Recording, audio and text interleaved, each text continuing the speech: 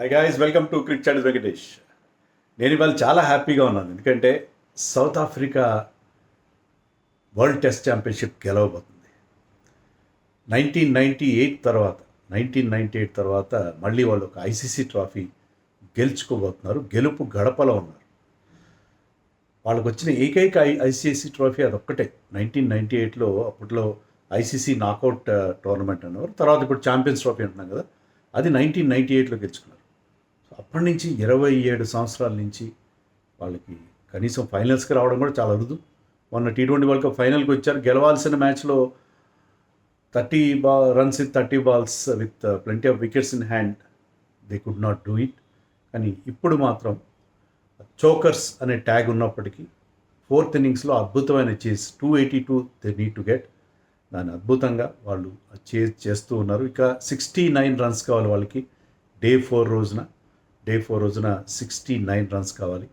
8 wickets చేతిలో ఉన్నాయి. Markram and captain Bavuma అద్భుతంగా ఆడుతున్నారు. వాళ్ళిద్దరి మధ్య ఒక బ్రహ్మాండమైన పార్ట్నర్షిప్ మనం చూసాం. 143 runs partnership, unbeaten partnership. So వాళ్ళిద్దరూ ఉన్నారు. ఇంకా Tristan Stubbs, David Bedingham, Verreynne లాంటి batsmen to follow. Marco Jansen is also there. So ఎలాంటి ఇబ్బంది లేదు. కానీ చెప్పలేం మనం ఏమవుతుందో, టెస్ట్ మ్యాచ్లో ఎలా అవుతుందో ఏంటి చెప్పలేం. బట్ స్టిల్ గెలవడానికి సిద్ధంగా ఉన్నారు. గెలుపు గడపలో ఉన్నారు సౌత్ ఆఫ్రికా. చారిత్రక విజయానికి చేరువలో ఉన్నారు. So I'm really happy for south Africa. First ఇన్నింగ్స్లో 74 runs లీడ్ ఇచ్చిన తర్వాత కూడా the way they came back, వాళ్ళ బౌలర్స్ చేసిన బౌలింగ్. అండ్ ఈరోజు డే 3 రోజున కండిషన్స్ బాగున్నాయి.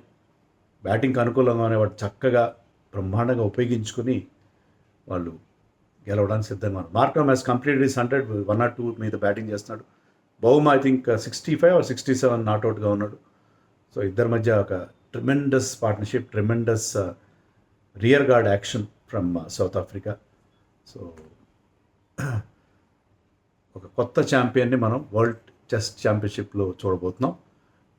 అండ్ మనం అనుకున్నట్టుగా సౌత్ ఆఫ్రికా క్రికెట్కి, వరల్డ్ క్రికెట్కి కొత్త బూస్ట్ ఇచ్చే విజయం. ఇంకా వెయిట్ చేయాలి. రేపు మనం చాలా ఈగర్గా వెయిట్ చేయాలి ఫర్ దోస్ 69 runs. మొత్తం మీద ఈరోజు ఆట స్వరూప స్వభావం కంప్లీట్గా మారిపోయింది. The complexion of the game totally changed. ఇంతవరకు బౌలర్స్ డామినేషన్ చూసాం. ఫస్ట్ డే రోజున 14 wickets పడ్డాయి, సెకండ్ డే రోజున 14 wickets పడ్డాయి. కానీ ఈరోజు జస్ట్ 4 wickets మాత్రమే పడ్డాయి. ఈరోజు లంచ్కు ముందు 2 wickets, లంచ్ తర్వాత సెకండ్ సెషన్లో 2 wickets, third session wicketless. Third session entirely belong to South Africa and they dominated the third session. Morning ఎర్లీగానే వాళ్ళకి నేథన్ లైన్ వికెట్ వచ్చింది. Rabada got rid of him quickly. So తొందరగా complete చేస్తారు. 240 లోపే ఉంటుంది వాళ్ళ టార్గెట్ అనుకున్నాం కదా మనం. కానీ అలా జరగలేదు. There was a huge 59 runs partnership between Starc and Hazlewood 17 చేశాడు. స్టార్క్ 59తో నాట్అవుట్ ఉన్నాడు. సో చాలా ఫ్రస్ట్రేటింగ్ పీరియడ్ ఆఫ్ ప్లే అది సౌత్ ఆఫ్రికాకి. అందరు బౌలర్స్ ట్రై చేశారు, బౌన్సర్లు ట్రై చేశారు, స్పిన్నర్లు ట్రై చేశారు, ఏమి రావట్లేదు. ఆఖరి మార్క్రమ్ తీసుకొస్తే మార్క్రమ్ వికెట్ ఇచ్చారు. సో ఆ పార్ట్నర్షిప్ అంటే బ్యాటింగ్ కండిషన్స్ మారిపోయినాయి. మీకు బాగా ఎండగాస్తుంది ఇవాళ, different day. First 2 days overcast conditions ఉన్నాయి. ఆ క్లౌడ్ కవర్ ఉంటే ball will start swinging and seaming. కానీ ఇప్పుడు there was no movement at all on day 3. అందుకే మనకి ఒక రకంగా పార్ట్నర్షిప్ వల్ల ఆస్ట్రేలియాకి మేలు జరిగిందో కీడు జరిగిందో నాకు అర్థం కావట్లేదు. ఫ్రస్ట్రేటింగ్ పార్ట్నర్షిప్ సౌత్ ఆఫ్రికాకి, నో డౌట్.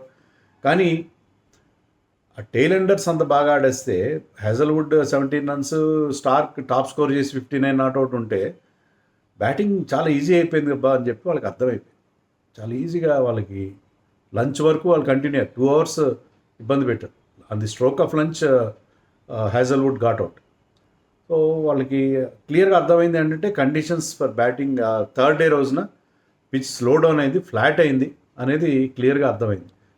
కండిషన్స్ కూడా బాగున్నాయి, ఎండగా వస్తుంది. అది ఇంగ్లాండ్లో మెయిన్ థింగ్ ఏంటంటే పిచ్ కంటే కూడా మీకు వెదర్ కండిషన్స్ చాలా ముఖ్యం. ఆ climatic conditions are in favour of good batting. So lunch తర్వాత సౌత్ ఆఫ్రికా తమ సెకండ్ ఇన్నింగ్స్ స్టార్ట్ చేసినప్పుడు వాళ్ళ టార్గెట్ 282, ఆస్ట్రేలియా 207 చేశారు తమ సెకండ్ ఇన్నింగ్స్లో. ఒక స్టేజ్లో అది అనిపించలేదు వాళ్ళకి. కానీ లాస్ట్లో మరి అది అలెక్స్ క్యారీ తర్వాత స్టార్క్ చేసిన రన్స్ వల్ల 282 is a big target.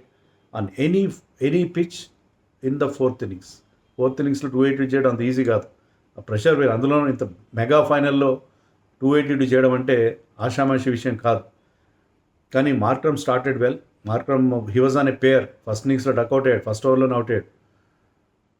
Ryan Rickelton తొందరగా అవుట్ అయిపోయాడు. బట్ అది అతను తప్పు కాదు, ఎందుకంటే Starc bowled beautiful away swinger, full delivery and he enticed the batsmen. అది క్యాచ్గా వెళ్ళింది.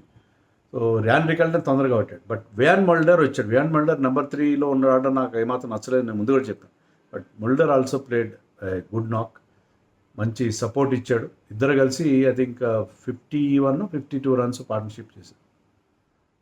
అది చాలా ఇంపార్టెంట్ పార్ట్నర్షిప్, ఎందుకంటే ఆ కాన్ఫిడెన్స్ ఇచ్చింది. ఫస్ట్ వికెట్ తొందరగా పడిన తర్వాత నెక్స్ట్ వికెట్ పడితే ఇబ్బంది అవుతుంది. మల్డర్ ఏంటంటే ఒక సాఫ్ట్ డిస్మిస్సర్, అంటే ఆ పిచ్ కొంచెం స్లో డౌన్ అవడంతో పాటు some balls were stopping. So on the up drive చేయకపోతే ఏంటంటే గాల్లో కదా, అలాగే గాల్లోకి వెళ్ళింది. షార్ట్ కవర్లో క్యాచ్ వెళ్ళింది. సో మల్డర్ అవుట్ అయిపోయాడు.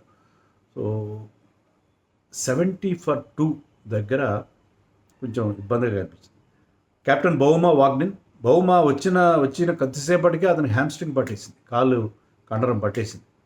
అతను కాలు కదలట్లేదు. ఈ was taking lot of medicines. Physio వచ్చి అతను అటెండ్ అవుతున్నాడు, స్ట్రాప్ చేశాడు.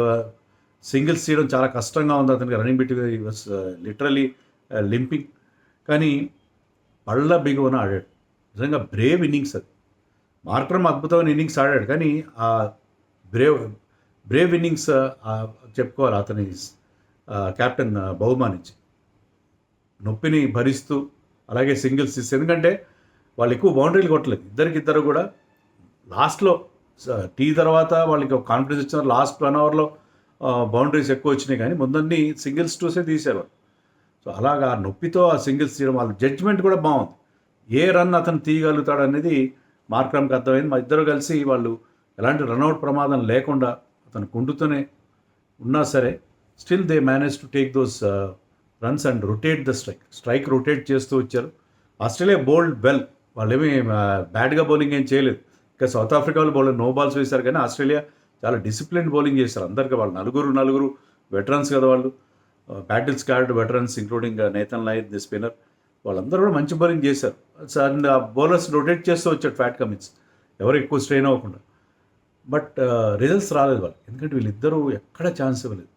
కోర్స్ బౌమా ఒక క్యాచ్ ఇచ్చాడు, స్టీవ్ స్మిత్ వదిలేశాడు ఆ catch. Not very difficult. Reverse cut ట్రైలో ట్రై చేశాడు, కానీ అది చేతికి ఎక్కడో అతని బటన్ వెల్కి అక్కడ తాకింది. అది డిస్లొకేట్ కూడా అయింది.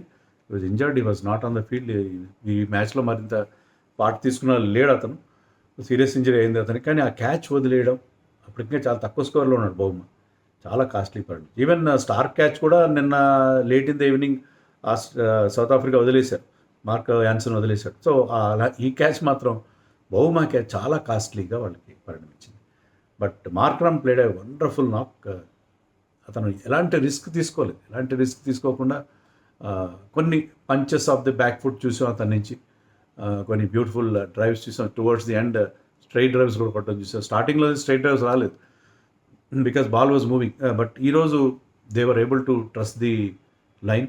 సో ఈరోజు అదే మార్క్రమ్ ఆడిన అద్భుతమైన ఇన్నింగ్స్, సూపర్ ఇన్నింగ్స్. మార్క్రమ్ చాలా సాలిడ్గా అతను ఆడి సెంచరీ కంప్లీట్ చేశాడు towards the end of this day. And Bavuma నుంచి అతనికి బ్రహ్మాండమైన సపోర్ట్ దొరికింది. ఇద్దరు కూడా చాలా రెస్పాన్సిబుల్గా ఆడారు. 143 రన్స్ ఎంత యాడ్ చేశారు ఇద్దరి మధ్య. Tremendous partnership. సో 69 రన్స్ కావాలి. చెప్పలేము మరి, రేపు కనుక మళ్ళీ క్లౌడ్ కవర్ వచ్చిందనుకోండి, ball will start doing a lot.